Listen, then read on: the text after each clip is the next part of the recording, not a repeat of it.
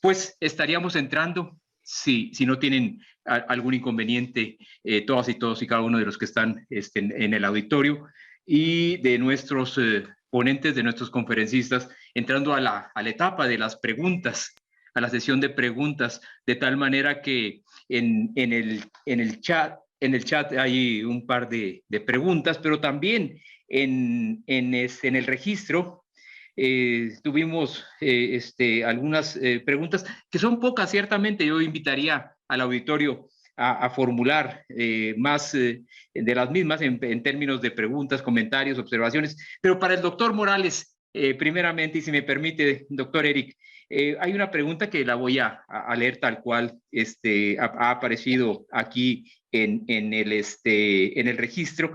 ¿Existen acuíferos en donde se esté extrayendo agua muy vieja? Sí, gracias. Sí, definitivamente que sí. En México, en la Ciudad de México hemos fechado, estimado edad de agua en pozos entre 5,000 y 14,000 años, utilizando técnicas de radiocarbono 14 y basado en carbono inorgánico disuelto. Ah, en el Bajío también ya se está extrayendo agua en muchas zonas de mayores a 10,000 años. Recuerdo el trabajo de Jürgen Malneck del TEC de Monterrey, donde pues han mostrado que ya también se está extrayendo aguas muy viejas. Y de hecho en muchas partes del país está sucediendo. En el extranjero, también, a nivel internacional también. De hecho, hay un proyecto relativamente famoso en Libia que están extrayendo agua pues, de muchas decenas de miles de años en el desierto del Sahara para apoyar proyectos de riego en la parte norte. Muy bien, gracias, doctor Morales. También para usted, doctor, en relación con la pregunta anterior, ¿cuál es la importancia de la hidrología isotópica y para qué puede servir? Sí, claro. Si me permite compartir pantalla, aprovecharé para mostrar una de las, una diapositiva por la que pasé volando. La hidrología isotópica nos permite, bueno, puede apoyarnos para hacer muchas inferencias. Por ejemplo, nos puede apoyar para estimar origen de la recarga, es decir, elevación topográfica de la recarga. Los isótopos estables tienen una cierta relación con la elevación, el fraccionamiento isotópico tiene cierta relación con la elevación topográfica y las condiciones que ocurren, ¿no? Hay una amplia gama de posibilidades. Por ejemplo, isótopos de nitrógeno nos pueden apoyar para detectar diferentes fuentes de contaminación, ya sea antropogénicas, ya sea por agroquímicos. Nos pueden apoyar en ese sentido. Isótopos de azufre nos permiten definir, por ejemplo, si relacionar con ciertas unidades sedimentarias, anhidritas u otros, o azufre proveniente de actividad magmática.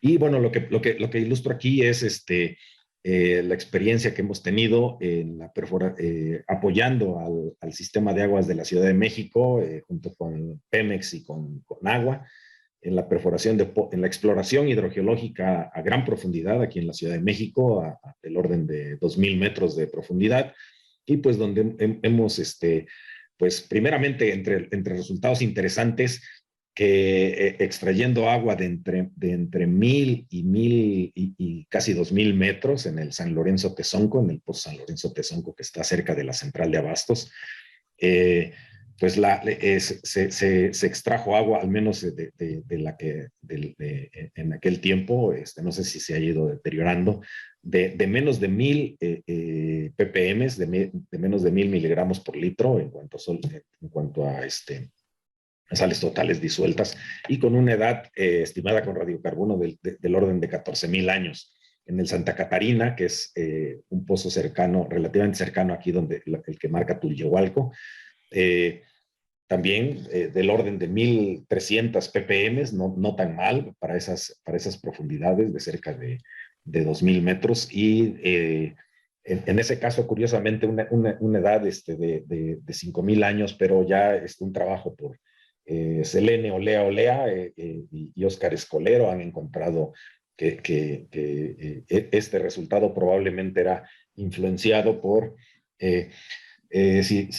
cuando uno perfora un pozo, utiliza agua externa a la formación para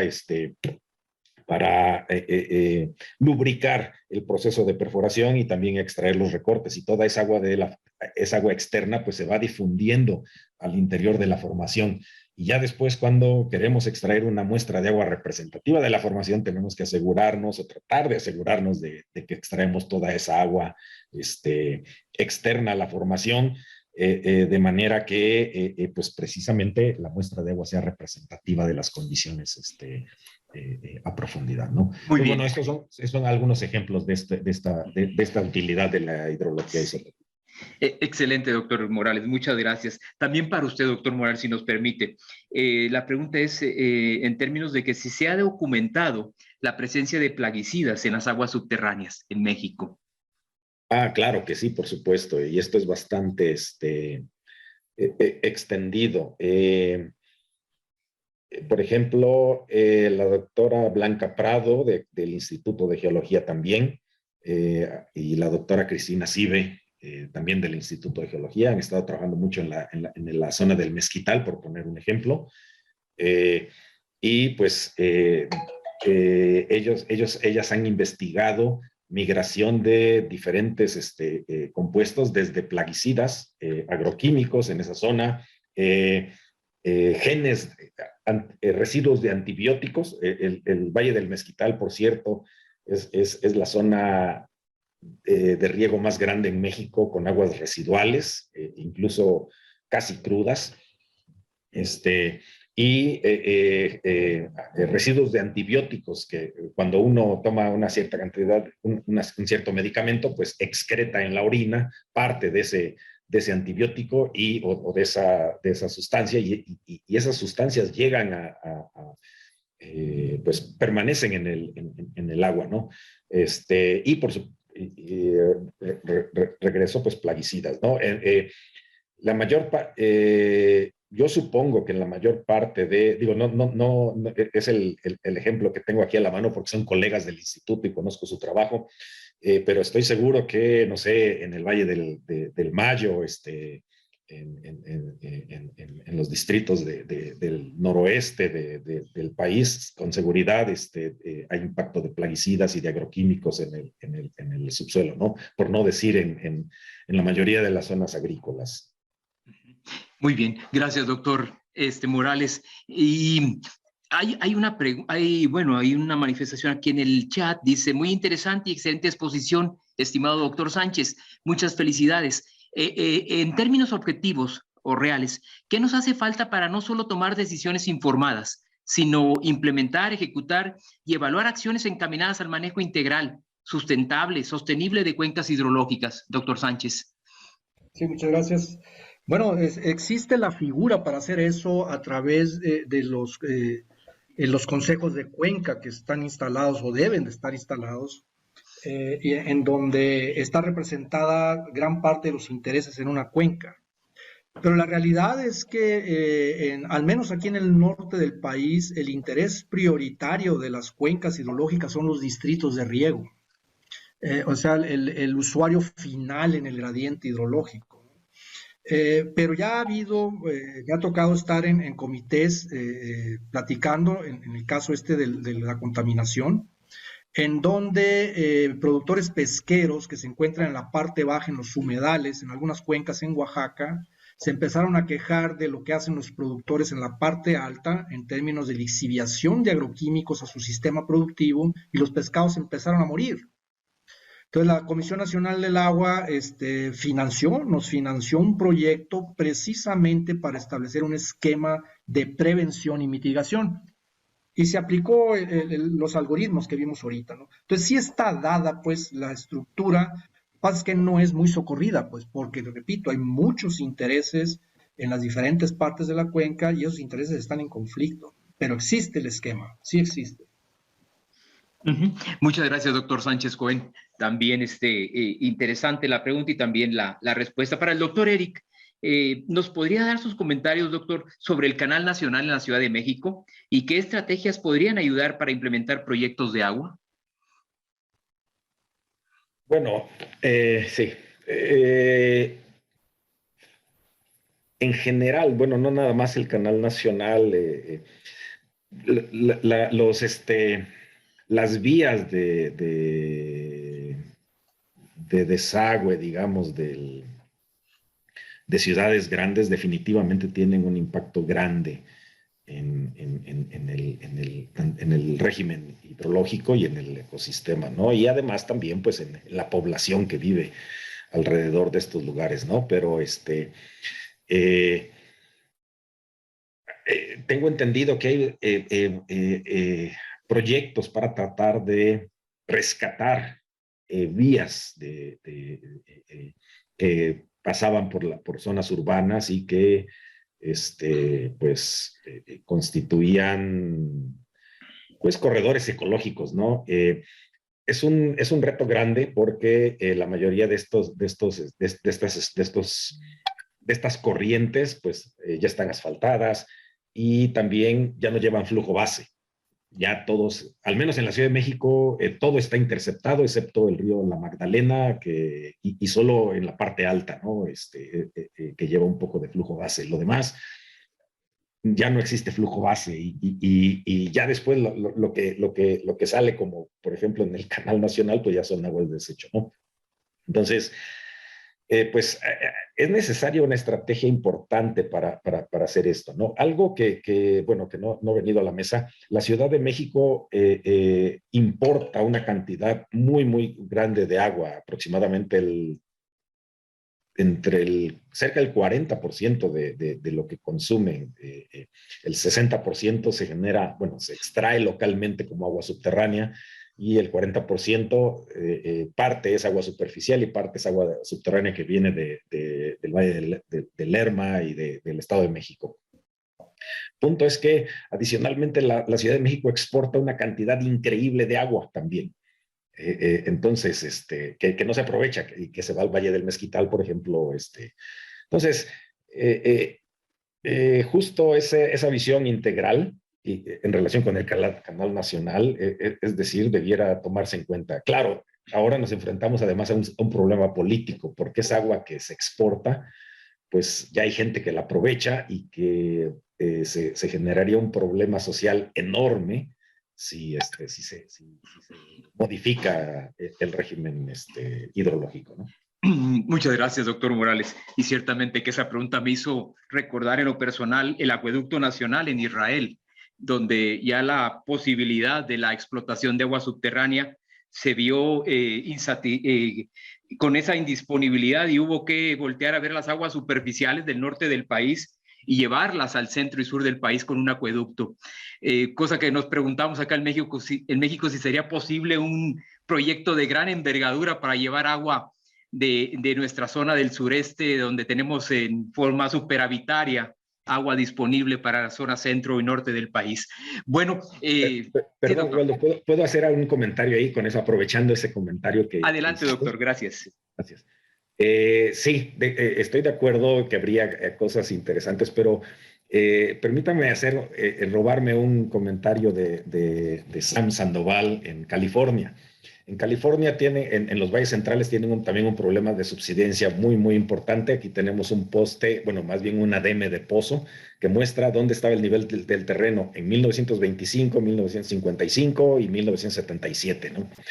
El punto es que para tratar de lidiar con esto ha habido diferentes proyectos que se han hecho para tratar de minimizar este problema de subsidencia. Entonces se han construido presas, acueductos y diferentes cosas, y el problema no se ha detenido. Entonces, estoy de acuerdo en el sentido de que para abasto de agua, si solo nos enfocamos en abasto de agua, podemos pensar bueno, pues entonces hay que traerle de donde sea o donde se pueda.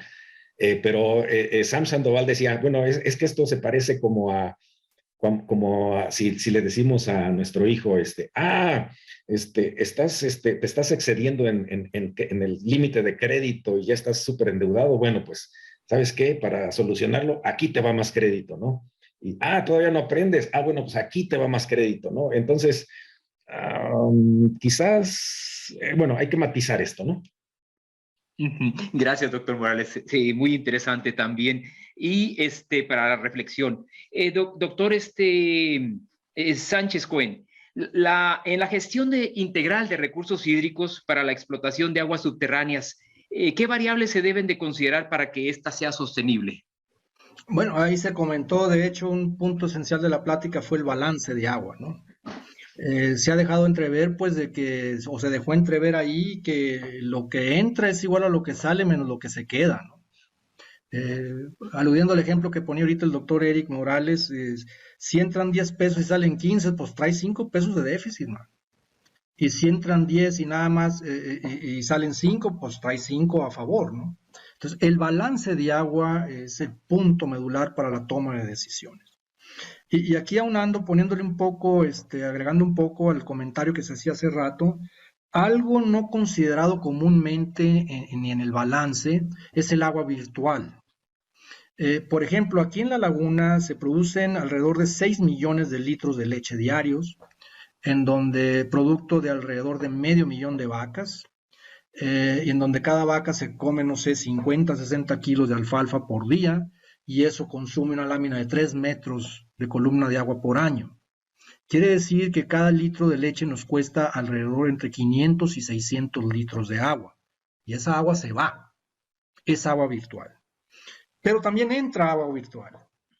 Los productores han empezado a incursionar en el mercado virtual y han empezado a traer alfalfa de otras partes, de Michoacán, de Chihuahua, de Sinaloa, de Aguascalientes, de otras partes. El problema es que se resuelve parcialmente, muy parcialmente el problema de abasto aquí, pero ponen en caos al ecosistema que exporta. Entonces hay un balance, pues ahí el balance es el punto medular, pues, en la toma de decisiones, ¿no? Muy bien, gracias, doctor Sánchez Cohen. También para usted, del doctor Waldo, ¿cuáles son las limitantes para implementar la toma de decisiones informadas que usted presentó, doctor Sánchez? Voluntad política.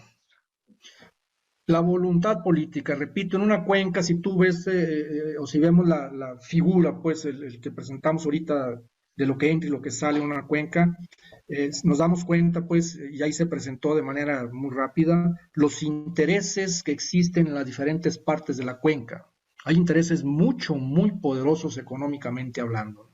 Entonces, si no hay voluntad política para hacer valer las leyes, ahí presentó el doctor Eric una serie de normas oficiales mexicanas que ahí están, pues ya es una ley, ya está dictaminada, pero no se obedecen, no se siguen o se corrompen.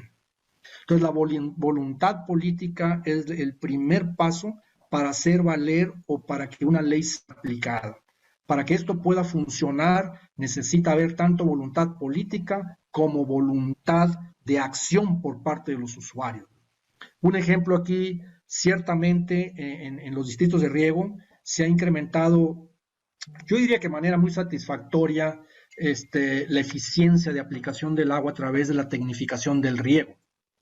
Pero si un productor se ahorra, no sé, el equivalente a 60, 70 centímetros de lámina por haber hecho eficiente su sistema de riego, en lugar de que esa agua se quede en la fuente, agregan superficie.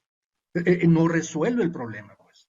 Ese es el problema que tenemos aquí. No hay voluntad política y tampoco hay voluntad de acción. En un momento dado nos vamos a dar, o ya nos dimos el balazo en el pie, ¿no? Porque le estamos dando vueltas al mismo problema con puras cosas así que se quedan en el aire, en fin. voluntad política y voluntad de acción por parte de los usuarios. Eso es lo que limita pues el problema de la toma de decisiones. De acuerdo, doctor Sánchez. También interesante la posición y la reflexión en torno a esa necesidad que en un momento dado nos pudiera agobiar para tomar finalmente las decisiones y accionar al respecto. Bueno, una pregunta también antes de dar la oportunidad al auditorio de si desean hacer una pregunta, algún comentario, una observación a viva voz, pues les abriríamos también el micrófono. Doctor Morales, una felicitación y una excelente presentación.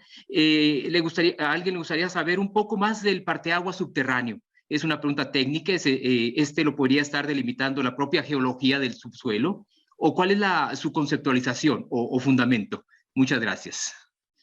Definitivamente el parteaguas subterráneo se ve influenciado por la hidroestratigrafía, es decir, la estratigrafía, la configuración del subsuelo, pero es un concepto hidrológico, es decir, depende de las condiciones de flujo, depende de, es decir, necesitamos pues definitivamente hacer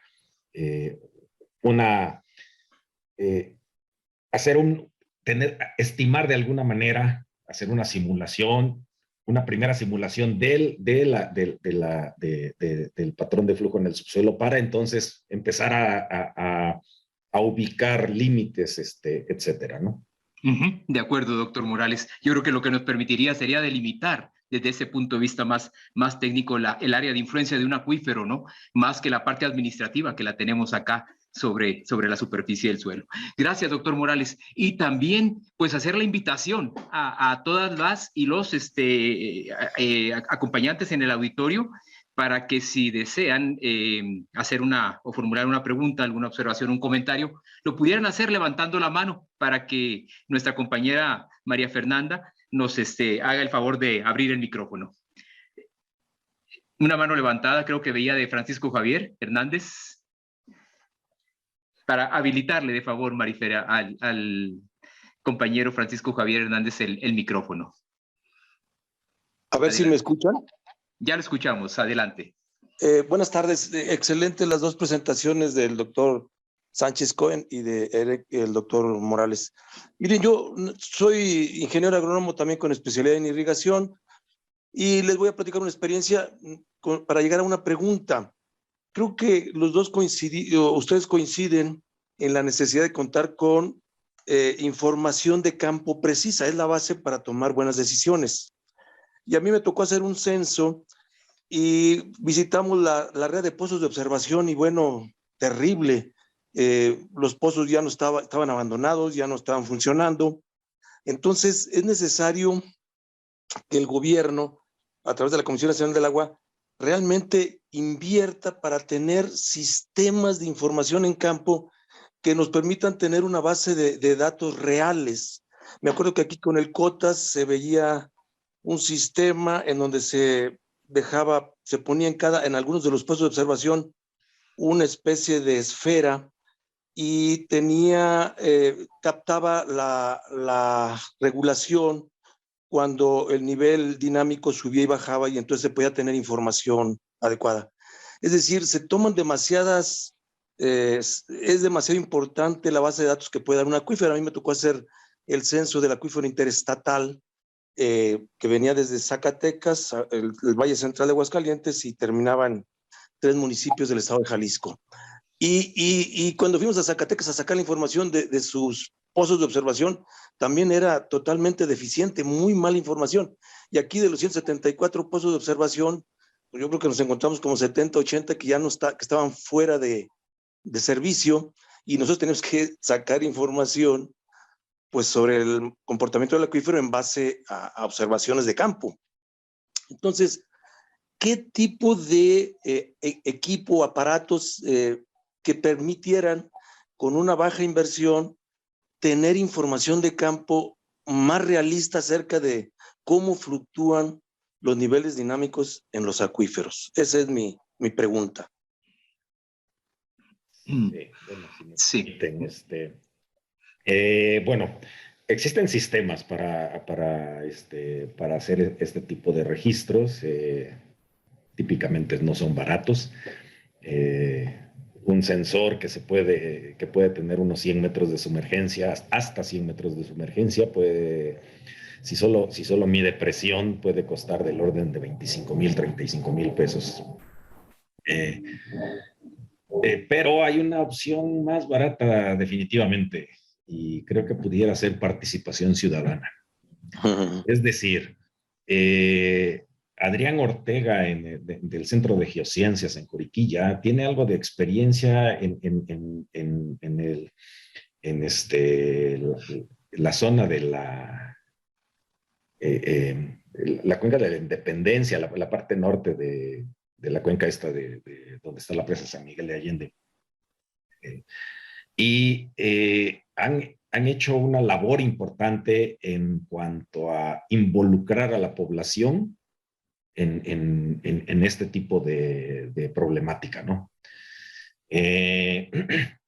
Ellos tienen el problema de que tienen un abasto de agua deficiente, que ya se está extrayendo agua con cantidades no saludables o dañinas, de plano de dañinas de arsénico y de otros elementos, incluso de una especie no recuerdo, creo que son asbestos cancerígenos que están naturalmente, pero vienen de mayor profundidad, ¿no? Y entonces la gente, además de que pues los niveles están decayendo, están siendo abatidos, pero a un nivel alto, ¿no? Entonces ellos han tenido proyectos, el grupo de Adrián Ortega han tenido proyectos para trabajar con la población y tratar de involucrarlos en este monitoreo. Por ejemplo, otro colega, Ricardo Sánchez Murillo, de la Universidad de Costa Rica, él trabaja con cuestiones isotópicas por allá y pues para tener una red de monitoreo de precipitación, pues de preferencia en tiempo real, y que permita dar una panorámica de cómo ocurre la variación isotópica de cuando entran frentes de precipitación y ciclones, y porque a él le interesa tener muestras en tiempo real cuando está ocurriendo, y que incluso con cierta periodicidad en tiempo. Y entonces contacta gente local que le deja el equipo para monitoreo y se hace, ¿no? Entonces yo creo que no hemos explotado esa parte, pero también tiene que ver con lo que comentaba Ignacio, en el sentido de que en la ley existe, o en la reglamentación existe la posibilidad de este tipo de participación ciudadana, pero como que a medias, ¿no? En realidad nuestro sistema es muy rígido, muy vertical, muy jerárquico, y entonces, pues no conviene que haya tanta participación, ¿no? Entonces,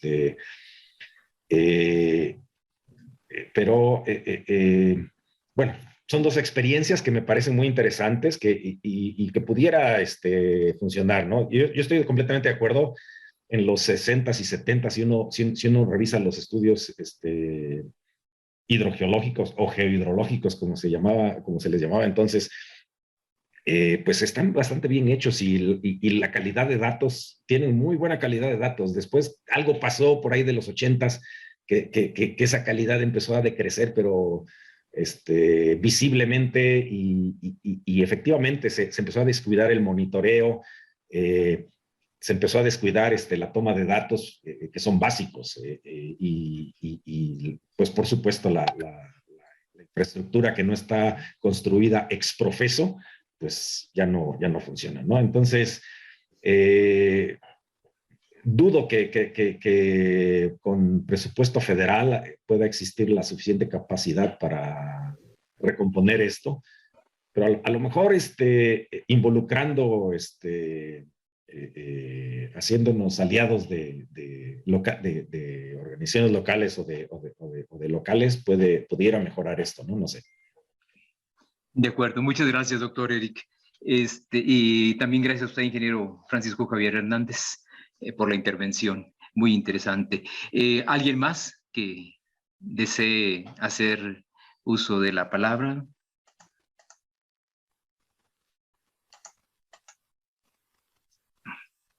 Nadie más. Yo aprovechar la oportunidad y sin querer abusar de la concesión en el tiempo, doctores Morales y Sánchez, una experiencia también de hace un par de años, 3 años, organizando un foro regional del agua aquí en uno de los acuíferos más importantes del Valle de Puebla, en el Valle de Tecamachalco. Precisamente el primer foro tuvo una buena acogida, una buena aceptación, pero ya para la segunda versión, la parte de la cuestión política, los primeros que desertaron fueron los presidentes municipales, y luego con ellos, junto con ellos, actores claves de los municipios, preguntándoles por qué habían dejado de asistir a las reuniones preparatorias para el segundo foro regional. Decían, pues si no va mi presidente, no voy yo tampoco. En todo caso es un círculo vicioso, pero la voluntad política que comentaba el doctor Sánchez y usted, doctor Morales, es muy, muy importante y muy decisiva en los procesos también para orientar bien y encauzar los propósitos. Cuando manifestaban que había prioridades en los municipios que requerían más atención, en un momento dado manifestaban la pavimentación de una calle o el relleno sanitario, que también requiere ciertamente prioridad en la atención, pero en su momento también el agua creo que conlleva una de las prioridades más altas de nuestra atención. No sé, doctor Waldo Ojeda, si ya estamos entrando prácticamente al momento de las reflexiones finales. No sé si usted quisiera hacer también uso de la palabra y dirigirnos a algún comentario, alguna observación, o bien pues está abierto el micrófono. Adelante, doctor Waldo, si nos hace favor. Bueno, pues muchas gracias. Tenemos a excelentes compañeros expertos en el tema y yo creo que muchos disfrutamos sus presentaciones y sobre todo las preguntas, ¿no? Y respuestas, ¿no? Por ahí, bueno, por aquí hay una pregunta que por ahí, bueno, hay una pregunta que están por hacer en YouTube, pero vamos a ver si la ponen. Compañero Sergio Prieto Roque, también de Bolivia, pregunta si hay alguna experiencia de control de la salinización en pozos. Dice, excelentes posiciones.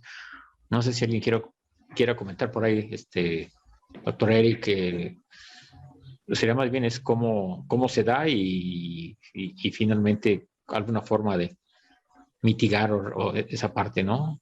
Adelante, doctor, no sé si quiere comentar algo. Depende de la fuente o del origen de esa salinidad. Si estamos hablando de zonas costeras, pues entonces lo ideal es tratar de distribuir el caudal para que no esté concentrado en un solo punto, en un solo pozo. O sea, pequeños caudales para que no se produzca ese cono de impresión y empiece a jalar agua salada, sino que el pozo se mantenga sacando agua de la zona del ente de agua dulce que está encima de la parte salada.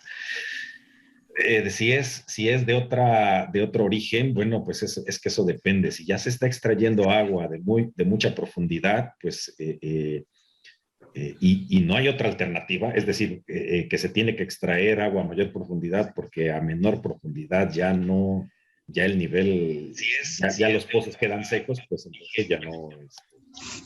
La alternativa sería el tratamiento del agua que se extrae, que no necesariamente es barato.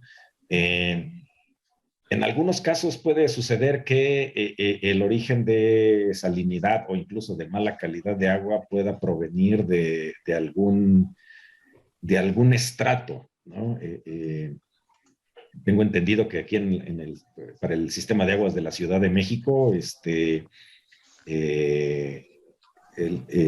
IMTA le ha hecho algunos estudios al sistema para un par de pozos muy específicos y detectaron dónde pudiera venir la calidad deficiente de agua. Hicieron un procedimiento de encamisar el pozo, es decir, de sellar esa parte que extraía agua, no recuerdo si era en la parte inferior del sedazo o en la parte superior, y mejoró muchísimo la calidad del agua extraída por el pozo, ¿no? Entonces, depende de la situación. Gracias, gracias, doctor. Bueno, pues, vamos a, no sé, doctor, si quieres al final yo hago un comentario final y yo creo que sería interesante dar un mensaje final, ¿no? Cada uno de los ponentes, nuestro moderador, y al final pues, yo doy un saludo y un agradecimiento. Adelante, si quieres, toma el control nuevamente, maestro, doctor Luis. Gracias, doctor Waldo. Pues sí, ha sido ciertamente muy, muy interesante la oportunidad, doctores Morales y Sánchez, la que nos han brindado y nos hemos también propiciado esta tarde, todo este auditorio que pues he estado checándolo y en número de alrededor de 75, 80 participantes en el chat, y tenemos 6 también en YouTube. Algunos acompañantes y colegas de Bolivia también conectados y participando en este seminario a través de la web del Colegio Mexicano de Ingenieros en Irrigación. Pues agradecerles también enormemente la oportunidad que nos han brindado, doctores Morales y Sánchez también, y pues toda la presentación y toda la reflexión, doctor Waldo, pues no hace otra cosa más que reafirmar que todo lo que estemos haciendo hoy en día y en función de lo ya realizado antes, haciendo una reflexión sobre lo que dónde nos hemos movido en estos aspectos de las cuestiones hídricas y la parte de conservación que debe de prevalecer en todos nosotros. Yo digo que pensando en poner a disposición de una población muy significativa en el mundo en términos de acceso a agua limpia, sana, en cuestiones de saneamiento, yo creo que pudiéramos estar incidiendo en la reducción de la pobreza y también en el crecimiento económico de nuestras regiones, y por qué no pensar en esa parte de sostenibilidad ambiental. Yo creo que estos aspectos en términos de la sostenibilidad en la cuestión ambiental y la cuestión social, la cuestión económica y el hombre en medio de todo ello, o la mujer, vaya, en términos genéricos, yo creo que es de la mayor de las relevancias. Pues no me queda más que también cederles a ustedes la palabra, doctor Eric y doctor Ignacio, si quisieran hacernos el favor de alguna reflexión final. Adelante.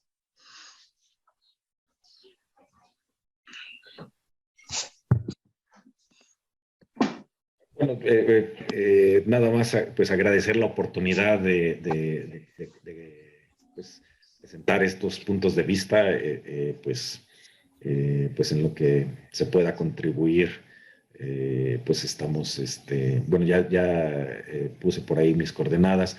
El problema no es sencillo, y pues definitivamente pienso que además de ver el problema globalmente en términos de balance, necesitamos enfocarnos a efectos locales, y eso tiene que ser una restricción que tiene que ser tomada en cuenta para planear nuestras acciones, ¿no? Gracias, doctor Morales. Doctor Ignacio. Sí, muchas gracias.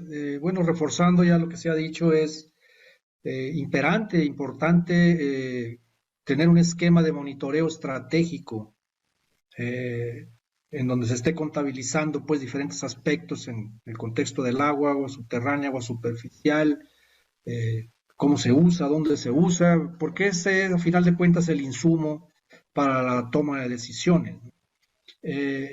Lo mencionaba en su momento el doctor Luis Rendón, que los problemas fundamentales en los distritos de riego eran dos, o son dos: el sobredimensionamiento y la sobreexplotación.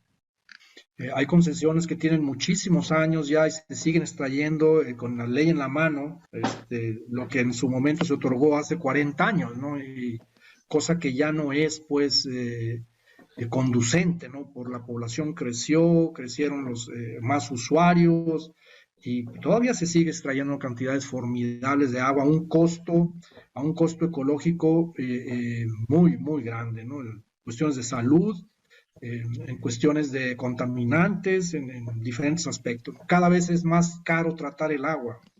Y hay cosas, como mencionaba Eric, que las plantas tratadoras no lo quitan, pues, o sea, se quitan aspectos físicos, aspectos bióticos, pero hay aspectos químicos que ahí están.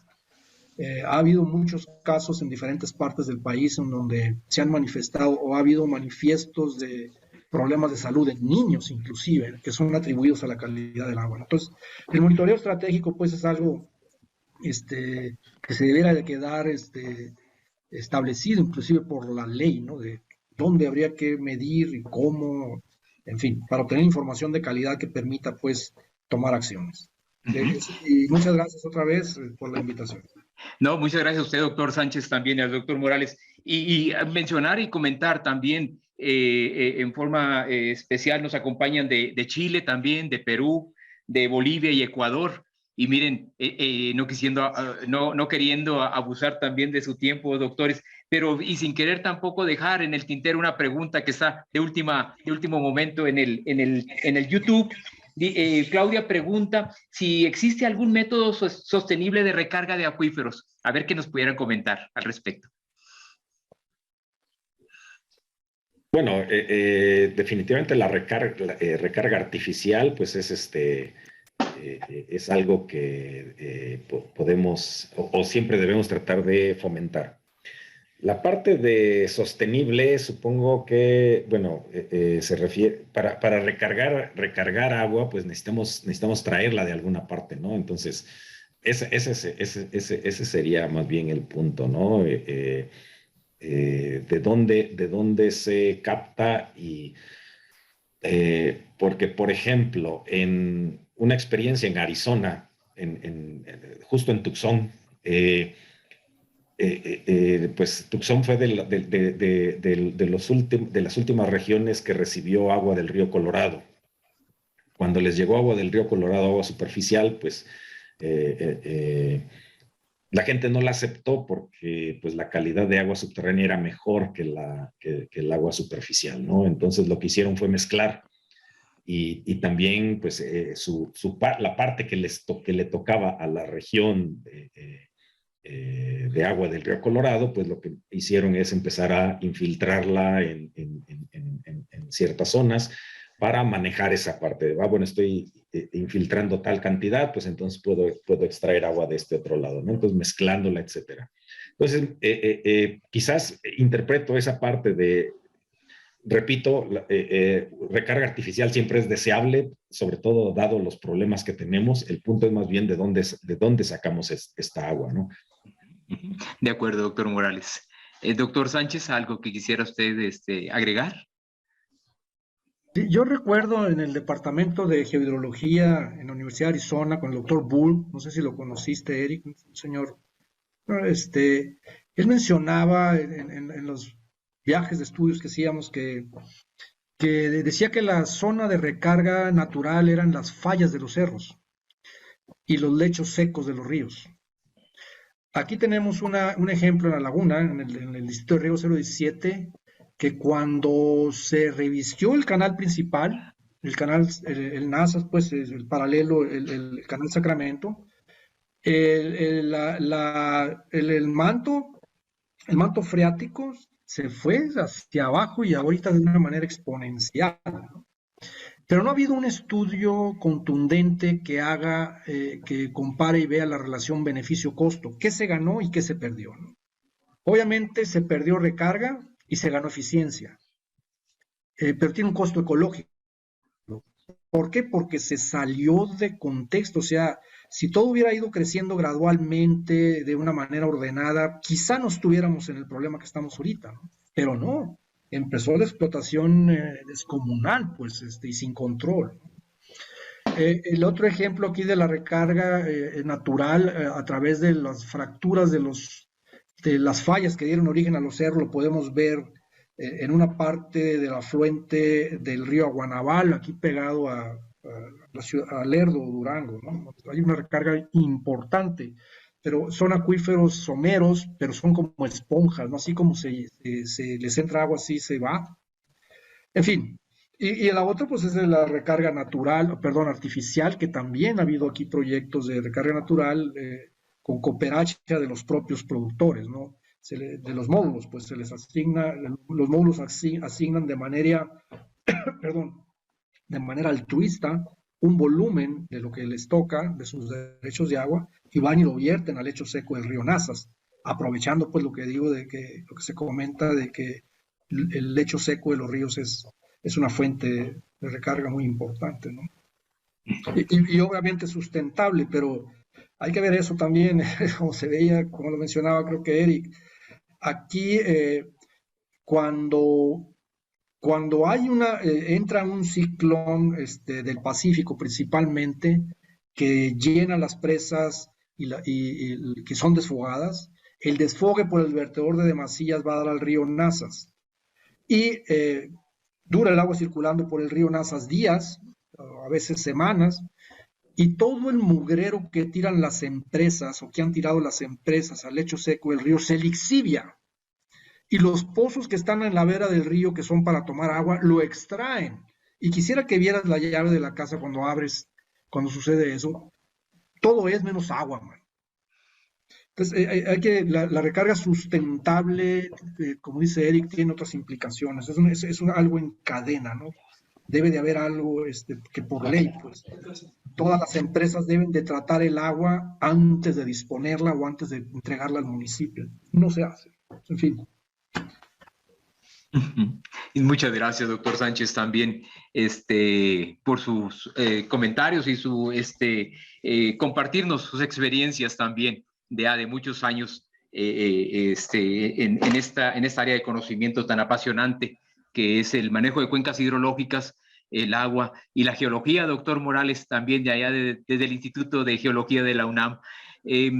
Pues, doctor Waldo, ha sido ciertamente un placer tenerlos, de verdad, a los doctores Ignacio Sánchez y al doctor Eric Morales con nosotros aquí compartiendo ese conocimiento construido después de tantos años y también con mucha experiencia profesional.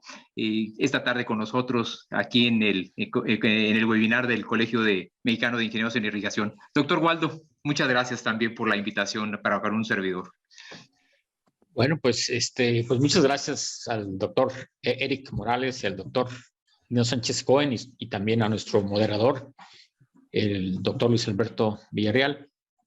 Pues nos quedan muchas cosas, nos dejan bastante información, más dudas y sobre todo la complejidad del problema, ¿no? Vemos la parte como si lo de arriba, la parte superficial, por ahí como hablaba el colega Francisco Javier, ¿no? También que pues, no medimos si muchas cuencas, sobre todo también esas cuencas no foradas, que hay bastantes y que en base a eso hacemos sus balances hídricos y en base definimos muchas de las cosas, pues en la parte de los acuíferos es mucho más difícil, ¿no?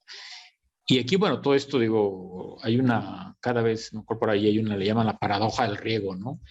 Esta paradoja indica que muchas veces, como ingenieros, estamos acostumbrados a revestir, a intubar y pues finalmente, como dice el doctor Sánchez Cohen, pues finalmente incrementamos la eficiencia de conducción, pero esa infiltración, esa percolación de los canales, sino también recargaban a los acuíferos, ¿no? Yo recuerdo algún estudio que hicimos hace muchos años ahí en Caborca, por ejemplo, que extraían más de 500 millones y que había mucho riego por gravedad.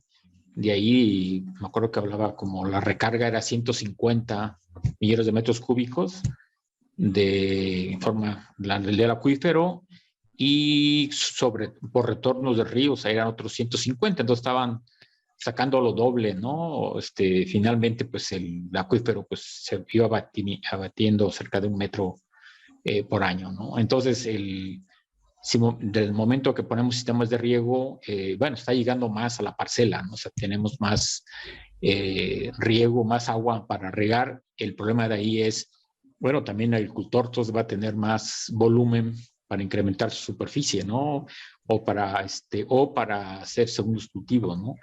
Entonces, como que ya perdemos la noción en el sentido de dónde quedó el agua, ¿no? O dónde quedó la bolita, ¿no? Es un problema porque ya no le damos seguimiento, ¿no? O sea, teóricamente debería haber quedado en la presa, ¿no? O todos esos problemas, dice, bueno, finalmente en muchos de los problemas de tecnificación de riego, cambiar de riego por gravedad a riego por tecnificado, pues también se ha traducido de que no se detiene la explotación de los acuíferos, ¿no? O sea, por muchos años muchos de los sitios de riego que pues han estado bajo control del gobierno federal, pues ninguno prácticamente está bajo en equilibrio, ¿no? Entonces, donde el gobierno pues finalmente tiene mayor injerencia, ¿no? Entonces eso, pues donde no tiene como son las unidades de riego, pues está más difícil, ¿no? Entonces, pues vemos entonces ambas presentaciones son excelentes y nos sirve para poder analizar y verlo de otro punto de vista, que a veces, por ejemplo, la parte del parteaguas del acuífero, ¿no? Sobre todo también cómo va cambiando, ¿no? Al momento que la par saturada va cambiando el abatimiento, pues va cambiando también ese parteaguas, ¿no? Porque interviene diferente, por ahí hablaba el doctor, estratigrafía, ¿no? La parte del material, hidroestratigrafía que por ahí comentó el doctor. Entonces tenemos bastante información, de hecho agradecemos también a muchos de los compañeros de Latinoamérica, sobre todo tenemos de Bolivia, de Perú. Siempre hay un problema por las horas, ¿no? Entonces vamos a también mandarle más información porque con Argentina son 3 horas y con Chile 1 hora, con Perú y sobre todo el cambio horario siempre es difícil, ¿no? Entonces les mandarles información para que pudieran conectarse a tiempo, ¿no? Pues no queda más para cerrar, son las 6, la idea es 2 horas con mucho, yo creo que ya son 2 horas de información y agradecemos aquí al doctor nuevamente a los 3, tanto a los 2 ponentes como nuestro moderador por habernos ha sido partícipe de su conocimiento. Yo creo que tienen bastante información y ya acumulada y sobre todo casos muy prácticos. Pues muchas gracias y nos veríamos la próxima semana. Tenemos otro webinar sobre el uso de imagen satélite en la agricultura de riego, que es una parte también interesante. Y pues la idea es que nos sigan y nos siguen en nuestras redes y en nuestro canal. Webinario va a estar en la red, o ya de hecho está ahorita transmitido en forma simultánea en YouTube. Teníamos como cerca de entre 16 a 20 personas viendo este webinario. Entonces, pues muchas buenas todavía aquí tardes desde México y buenas noches allá en Latinoamérica. Pues nos veríamos y muchas gracias, saludos y pues gracias por conectarse. Un abrazo a la distancia, cuídense mucho y muchas gracias también. Un placer. Gracias. Hasta luego. Hasta luego.